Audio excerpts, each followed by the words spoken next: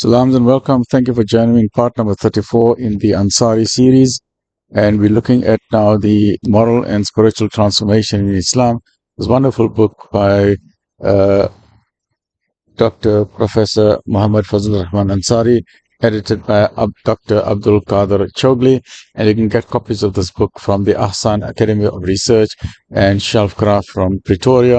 Allah subhanahu wa ta'ala reward all the various filmmakers. Allah subhanahu wa ta'ala reward Maulana Ansari, and then reward Dr. Abu Bakr Choughley for compiling this fabulous book, and reward Shelfcraft and others for Shelfcraft, Anwar Esa for sponsoring this book, and the other people for compiling it as well. May Allah subhanahu wa ta'ala reward all of them in various ways. Alhamdulillah Rabbil Alameen. Sharing knowledge, acquiring knowledge, and sharing knowledge, that is the best thing that what we can do insofar as Deenul Islam is concerned. So this is part of the Ansari series, alhamdulillah.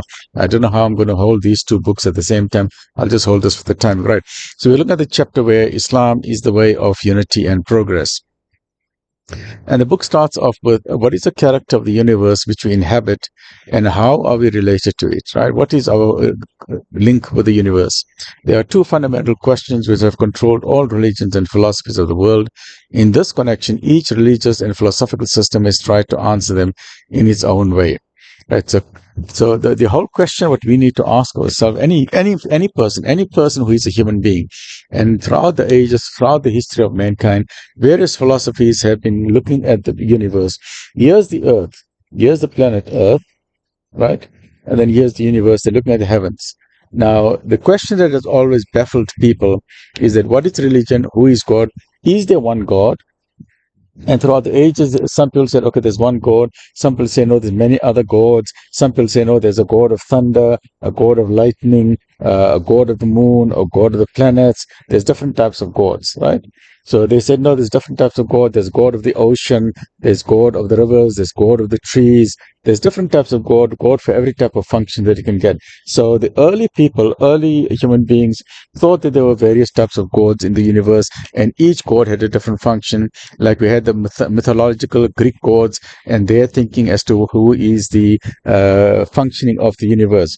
But the Quran comes through and says very clearly, the Quran came and said, all of this is a misunderstanding of what is the universe, that if this is the earth, if this is the planet Earth, then the Quran gives the concept of unity, which is Tawheed, that there is only one God, right? One God. There's only one God. But there are more than 4,000 different religions, and over the ages there have been thousands and thousands of religions, and people have been debating this concept all along. But Islam makes it very clear to remove all confusion. Islam gives a very simple question. If there were more gods, more than one God, wouldn't there have been chaos in the universe? In the same way, you cannot have two presidents in a country. You cannot have two kings. You cannot have two prime ministers.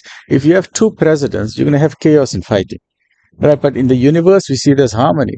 If there were hundreds of gods in the universe or thousands of gods, there would have been total disharmony. So the problem does not lay in the fact that there's only one God. The problem is not here. The problem is not with God, the problem is with us, with human beings. Human beings have a different understanding of God. There are 4,000 different religions. Everyone says, no, our way is right, your way is wrong, and they're fighting with one another.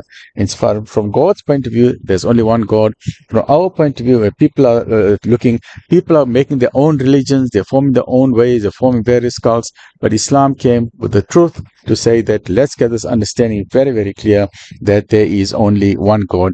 Before the heavens and the earth existed, there was nothing except God. There was nothing in the universe. There was not even one piece of atom. There wasn't an atom. There wasn't a grain of sand. There was no planets. There was no stars. There was nothing. Only God existed, right? What is the nature of God? That is what we're going to look at, and how does Islam clarify our understanding or misunderstandings of the universe, and how we can get clarity as to where did we come from, why are we here on earth, and what is the purpose and meaning of our existence, right?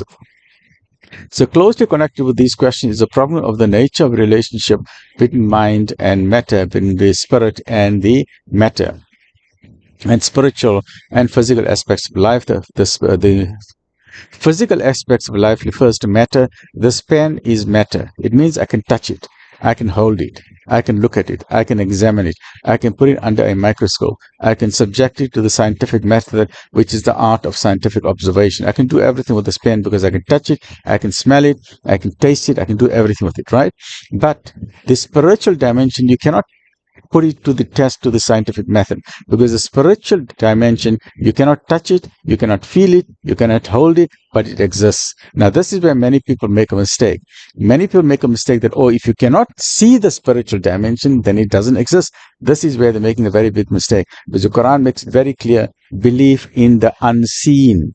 It is something you will never be able to take an X-ray of God. You will never be able to do a scanning machine of an angel. You will never find an angel through blood test. No, that is beyond the physical. That does not mean that it does not exist. In fact, the spiritual dimension is far bigger than our existence on earth, right? And we're going to come to that as well.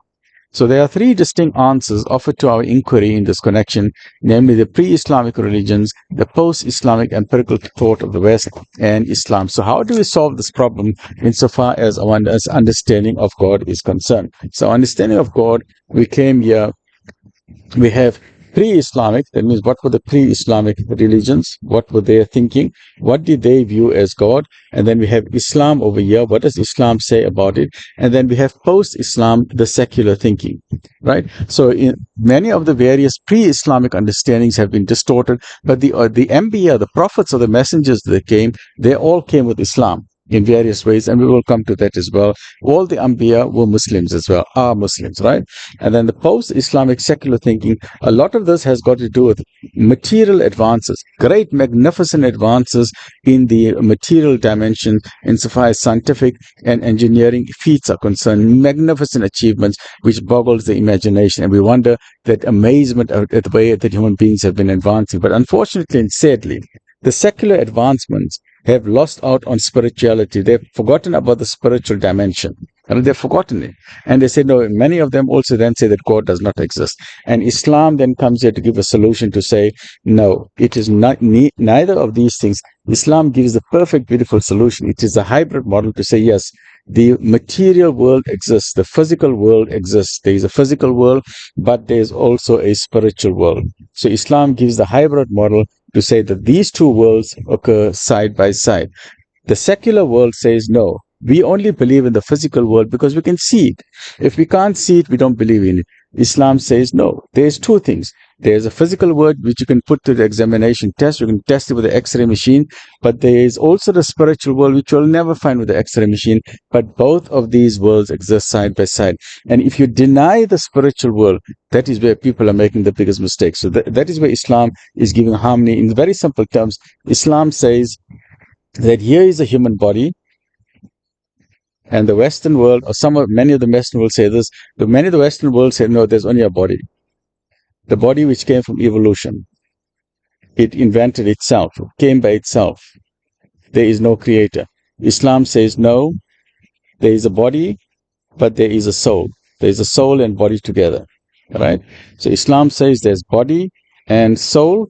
The Western world just says there's only the body. They don't believe in the soul because you cannot see it. And that's where many people make a mistake. But many people, even among the Western world, many of them are coming to Islam because in the innate nature, within the soul of the person, there is a spirituality amongst many people. There are so many people in the West are searching for answers.